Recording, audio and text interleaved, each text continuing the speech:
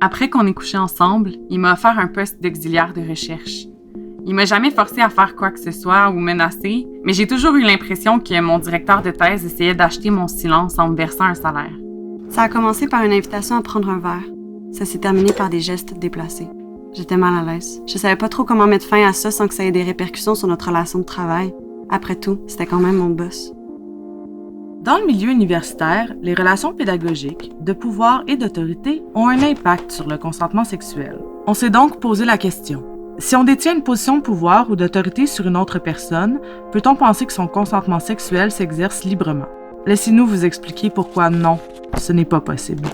À l'université, on peut considérer qu'une personne est en position de pouvoir quand elle a une influence sur le cheminement académique ou professionnel d'une autre personne. Ça veut dire que toutes les personnes qui enseignent, évaluent, supervisent, recommandent ou embauchent une personne étudiante sont en position de pouvoir par rapport à elle. Voyons ça de plus près. La position de pouvoir et d'autorité crée un contexte inégalitaire. Dans une relation pédagogique, qui est une relation de pouvoir et d'autorité, on dit que le consentement est invalide parce qu'il est impossible de s'assurer que l'autre personne consent de manière libre et éclairée.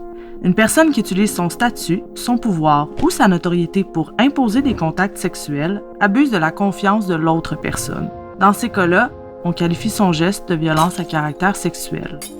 Les personnes victimes de violences à caractère sexuel qui impliquent des relations de pouvoir et d'autorité peuvent vivre des sentiments de malaise, de honte ou de culpabilité.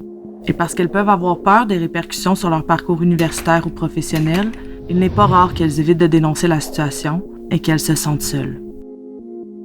Notons que les relations de pouvoir et d'autorité spécifiques au milieu universitaire se superposent aux rapports de pouvoir déjà bien présents dans notre société. Ces rapports de pouvoir sont en partie responsables des inégalités sociales liées au genre, à l'âge, à l'ethnicité, à l'orientation sexuelle ou à un handicap, pour ne nommer que celles-là. Concrètement, les inégalités sociales accentuent les relations hiérarchiques au détriment de certains groupes de personnes.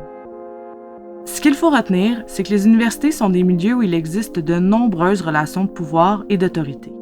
Chaque institution est responsable d'établir des règles claires qui encadrent les relations intimes, amoureuses et sexuelles lorsqu'une personne occupe une position de pouvoir ou d'autorité. Elle doit aussi fournir des ressources d'aide et d'accompagnement pour la communauté universitaire.